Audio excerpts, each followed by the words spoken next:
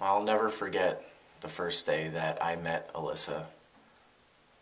We were in Latin American history class, and I was sitting behind her, and she was sitting in front of me, and all I had known up until that point was the back of her head. And then she turns around and asks me to borrow a pen, and I was hypnotized. I had never seen a girl that beautiful before. So I gave her the pen. I told her to keep it, and I was scared. I didn't know what to do. I just felt my heart racing. So for the next 2 weeks, all I did was stare at the back of her head. I didn't know what to say, but I knew one thing, that I was tired of staring at the back of her head. I wanted to stare at the front of it, and I couldn't wait any longer. So 3 weeks later, midterms are coming around, and I asked her if she would like to study. And me being the smartest person in class, she knew it was good for her, and she said yes.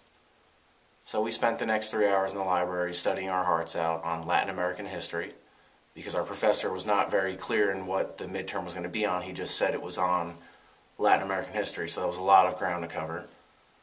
But we did good, and I walked her back to the dorm, and we shared our first kiss. It was absolutely electric. I mean, you could feel the sparks on your lips. It was pretty special.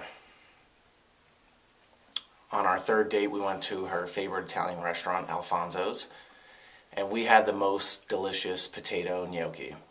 And that's when I knew I was going to ask her to be my girlfriend.